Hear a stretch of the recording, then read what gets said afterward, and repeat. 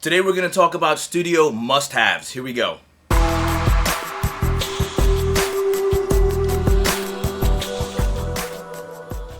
What's up guys, Syph from the Lighthouse. I've done a video on lighting, I've done a video on my computer setup. Today I want to talk about some of the audio tools that I use to improve my creativity in the studio and how they help me out and why they're so important. Here we go.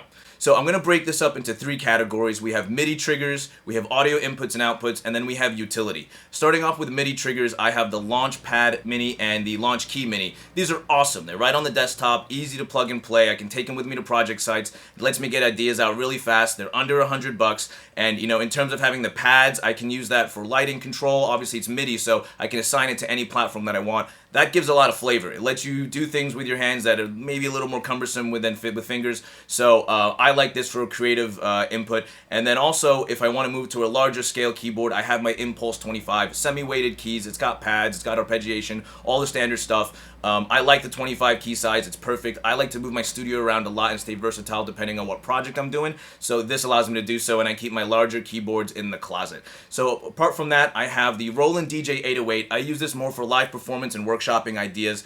Great controller, 4-channel. I've had it for several years. Can't say enough good things about it, and it's got a great sound to it. So that's more on the performance side, not on the recording side for what I do, unless it's a set that I'm doing, obviously. Moving on to audio inputs and outputs. I have my JBL 3 series, which are great, and then I have my Pioneer SDJ-05s, and then I also have my Mackie SRM 212 V-Class.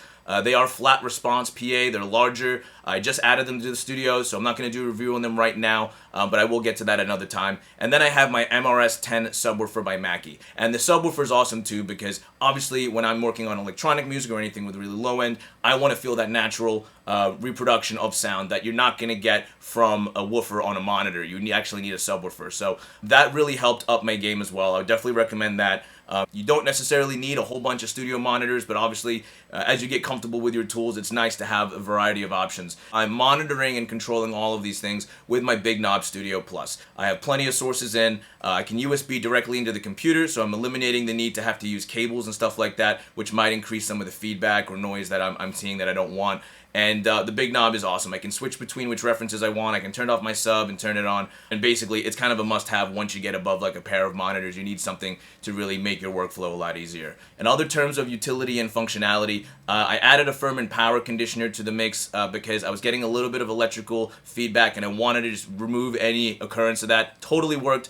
This one tells me my voltage, so I can see exactly what I can draw from the outlet, and helps me monitor and protect all my gear, because obviously protect your investment, I'll say it 100 times. Also, I'm using a dB meter by American Audio just to sometimes see where my levels are at, and also a E-107 power switcher by Eliminator, which is also 80J. And this is just to power off my units at the end of the day. I don't want them running all night, even if they're on standby. And I have the first 4 set up to turn off my audio and the last 4 to turn off my lights, so it makes my life pretty easy, and I also feel like I'm in a spaceship, which I love because I love pushing buttons. I'm also using an Audio-Technica microphone. It's an AT3035. I've had this thing for years. I don't think they even make it anymore, but it has great reviews, great sound production, great for vocals. I'm so glad I have it, and it wasn't too expensive. It's under $500, and it served me very well. One last little thing that's not necessarily a must-have, but it's a cool have. This is a radio cassette player that has been modified into a line mixer, and this was actually used by Quentin Tarantino on set,